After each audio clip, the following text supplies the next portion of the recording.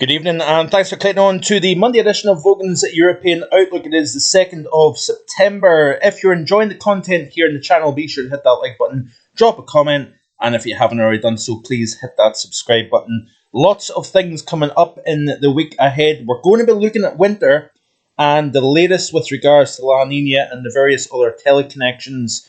Going to try and publish the first winter update towards the end of this working week as well. So if you're a lover of winter, kind of bored now with summer and warm weather, then we're going to start to whet the appetite with regards to the upcoming winter season. But I wanted to, in today's video, look at August. So the statistics have came through for both August as well as the summer. And it's quite interesting, some of the information that has been presented by the Met Office. Did you get the chance to see the live stream last night? It was at 7:30 for around an hour, so you can check that out. There will be a link in the description below today's video for that if you wanted to look back on that, because I look back at what was said in the forecast versus what actually took place. And I scored a 7.5 out of 10. Let me know in the comments if you agree with that. I think it's not been a bad forecast overall. Not without faults, I must admit. And I will hold my hand up and say where it's went wrong, etc. But generally speaking, the overall ideas, I think, came to reasonable fruition. And I was kind of between 7.5 and 8, so I stuck with 7.5 because there is a few things that were a little bit off. But with regards to the month of August, let's have a look at what was said back at the end of July. So, to summarise the overall forecast, instead of waffling on right the way through the article, which I don't want to bore you with, let's have a look and see what the summary was. So I expect an average to slightly above average August for temperature and slightly drier across the UK and Ireland. Slightly cooler, possibly wetter Scotland and Northern Ireland, Northwest Republic of Ireland, while drier across England and Wales. A hot, dry month for much of Europe. And I think we can all agree that that is a pretty good call, actually, because the Met Office have come out with a slightly warmer August. After below average temperature for both June and July, August 2024 brought slightly above average temperature for the UK, the August mean being 15.4, which is 0.3 above the long-term average. There was regional variability, though, with Scotland and Northern Ireland slightly below average in terms of temperature, and England more above average at 0.6. The southeast experienced the most frequent warm weather. And I did say, specifically for the month of August, that the further north and west you go, the cooler and wetter it would be. The further south and southeast you go, the warmer and drier it would be. And this is the mean temperature. This is based on the 91 to 2020 anomaly here. You can see the warmer than average south and up the eastern side of England here. It was just a couple of pockets here. It's slightly below average. The Cairngorms, for example, and up towards Gairloch and Old Bay. Average rainfall, but wet for some. This is a very interesting map, by the way. Rainfall for the UK was around 10% above average with 103.5 millimetres, but as with the temperature, there was much variation. So remember I said a wetter north, drier south.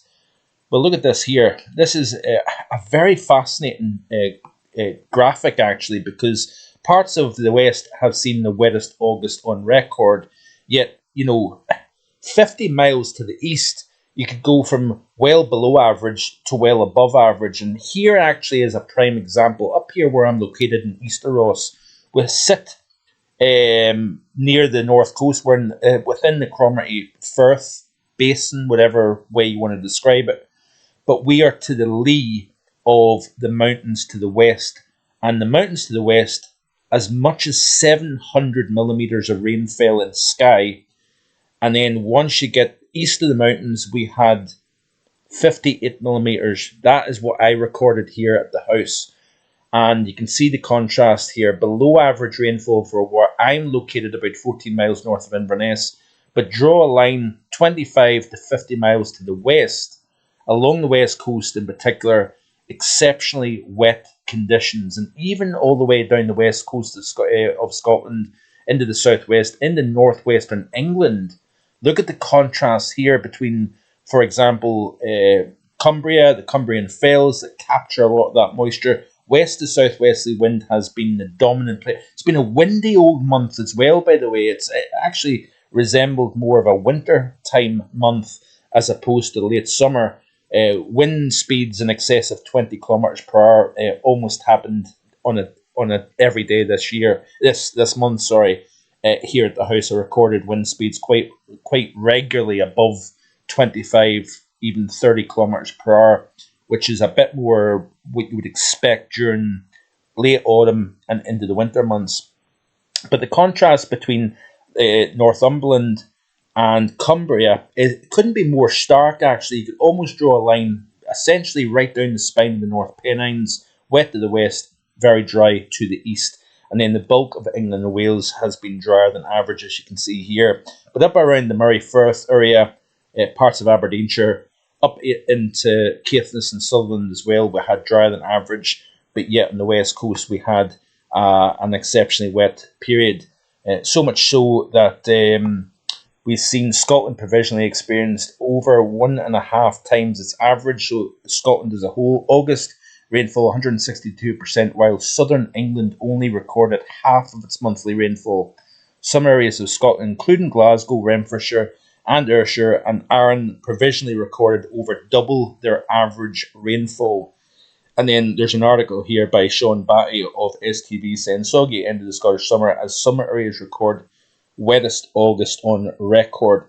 Now, the article that I've put out with regards to the September, which, as I've already highlighted many times over, very, very tricky month with regards to forecasting. But I'm continuing to add more pieces to this with regards to looking back at the summer just gone. So I'm going to be adding in these articles and the Met Office stats, etc. So over the next week or so here, there will be add-ons to the September outlook as well as the look back at summer 2024. So just something to point out. But generally speaking, that's been not a bad forecast overall, slightly above average for the UK with cooler and wetter in the north, warmer and drier in the south. I think that couldn't have been a better forecast. I would reckon that would be a 9, possibly even close to 10 out of 10 if I'm being honest with you. You can let me know what you think about that in the comments below. But so yeah, there you go. With regards to the summer, let me just see if I've found anything else here. With regards to the overall summer, and this is just a quickie, we've got a wetter northwest, drier across the bulk of England and Wales here compared to average. With regards to the mean temperature, it was the first below average summer overall since 2015. So you go back 9 years, the last time we've seen a summer that was actually slightly below average, which is pretty stark actually when you think about that. And this is the mean temperature for the June through August period combined. No areas actually recorded above average within the British Isles, which is quite remarkable actually, especially in this day and age with the level of warming that we're seeing. So interesting stuff that will get added, like I said, to the article. And there you go, UK experiences coolest summer since 2015. So it's been a wet day here across the north of the British Isles and across many areas of the British Isles, to be honest. But the question mark is what is going to take place as we go through the next several days here. So we've got heavy rainfall associated with a weak area of low pressure, kind of trapped in between two large areas of high pressure, one over Scandinavia, one out over the central North Atlantic. That system will eventually weaken and pull away to the north, according to GFS. We've got a rash of showers, as you can see here, across parts of England and Wales, not so much across northern UK. But you can see here that we have a bit of a northwesterly flow, a showery flow at that, coming in around the top of this area of high pressure. And then as we move through towards middle week, we've got this kind of slack weakness in the high. The two high pressure cells remain anchored to the southwest and to the northeast. And in between, we've got this slight weakness with a slightly cool mid and upper levels of the atmosphere it's easy to generate showers and longer spells of rain, but notice there's not many isobars in the chart, so winds will be quite light. So plenty of showers around. We've got an area of low pressure that is kind of doing its best to develop actually here, but you notice that the two areas of high pressure is starting to hook up. And this has been the theme in the ideas that I've had for the month of September, that high pressure would be essentially to the north, lower pressure to the south, and always that threat of moisture and lower pressure moving up into the high that is positioned to the north of the British Isles. But you notice the general idea here is, as we move towards the second half of the week, heights start to rise a little bit. We have got an easterly flow underneath this kind of area of high pressure over Eastern Europe here. This kind of east wind blowing on the underside of the high. Let me see what the 850s are actually looking like with regards to this. It'd be interesting to see. And that's quite a warm look, actually. So obviously warm Europe, easterly flow during the latter half of summer into the early portions of autumn, with warm air across Europe. Easterly winds mean that we're actually pulling some of the heat from the continent towards the British Isles.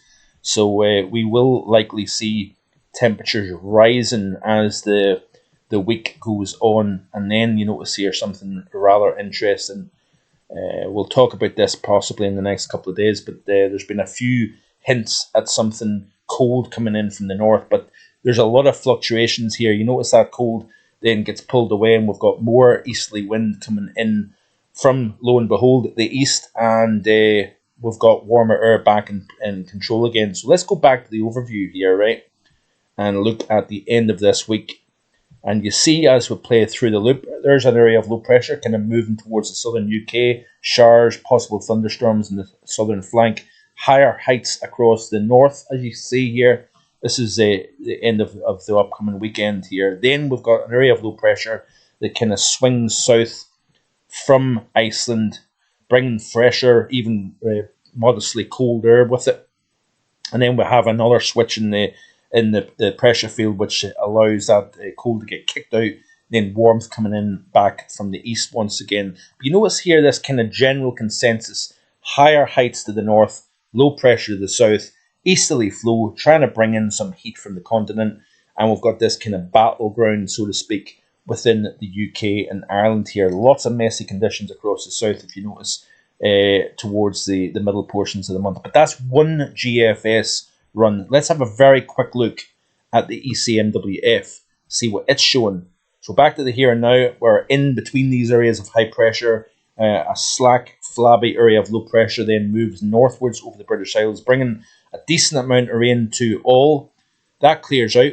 Bit of a northwesterly, showery flow around the top of that central North Atlantic ridge of high pressure. Then as we move through the course of the week, you notice here a little area of a little feature here trying to bring kind of heavy rain, possible significant amount of rain with that if it was to materialize. But you notice here that high pressure is generally in control, with these lows always flirting the southern half of the British Isles here. Continue to play through the loop here, and generally speaking, high pressure rules the roost all the way through till about the 10th, 12th of the month, according to ECM. Looking at the 850s off the ECMWF real quick, you can see here that as we play through the loop, fresher air moves in over the British Isles and Ireland as well. Continuing to play through, like the GFS, it turns winds easterly as that high becomes a little bit more dominant to the east, and warmer air in the mid and upper levels of the atmosphere as well as the surface here. So I'd expect to see warm, muggy air moving in through the course of this week, and then we keep an eye on possibly something colder coming down from the north here. But there's all to play for. Quite a complex overall pattern, to say the least here. Speaking about the NAO, by the way, this is an interesting one. This would be the first time in quite a while that we're seeing the NAO expected to go negative. So you can see that would be because the high tries to build further north up towards Greenland. But since the beginning of summer, it's been a primarily positive North Atlantic oscillation. But you notice here it's expected to go negative as we progress through the next 10 days or so. The Arctic oscillation too is expected to go into negative territory also, which is something worth keeping an eye on. So we'll look at and keep an eye on the NAO and the AO over the next wee while or so, because this is getting now to the time of the year. Remember, if we start to get systems in the tropics trying to recurve, it may actually help bring more of a pronounced negative AO, NAO during the second half of the month, if we can get those systems to move into the western side of the Atlantic, head north, and then sometimes that buckles the jet and becomes more meridional and amplified, and we can even get these little shots of cold coming in from the north. We've seen that last September. It'll be interesting to see what happens this September. Looking finally at the GFS ensemble here. So this is the upcoming 5-day period, and we can see the high centered over the North Atlantic. We've got the trough down towards Biscay here, throwing moisture into the southern half of the British Isles. And you can see here that strong area of high pressure over northeastern Europe as well. As we play through this loop, what is interesting to note is the fact that that area of low pressure then starts to lift northwards, and actually it sits over the UK and Ireland into the period between the 12th and the 17th of September. So we lose the high, and an area of low pressure then kind of gets parked over the British Isles and Ireland. Notice where the high is. It's over Greenland and over the North Atlantic up into the Arctic. That is a negative NAO signal, and that actually could end up being quite a cool, if not chilly, pattern if this model ends up materializing. But we'll keep an eye quite closely on this as it evolves here. Let's have a look at the European view and see what the precipitation temperature is looking like, and then I'll end because I need to head out to work for this evening. So there's that 11 through 15 day period. Let's go back to the day 1 through 5. So low pressure to the south, high pressure both to the west, north and east. You can see here in terms of precipitation for the next 7 days, dry to the north, wet to the south here. So that's generally coinciding quite nicely with the ideas that I've had all along. And then you notice here that we turn slightly wetter. Again, still drier to the north, wetter to the south, which is quite interesting. Looking at temperatures for the upcoming 5 days is looking like this here. So slightly warmer than average, especially in eastern areas, slightly cooler than average in the west.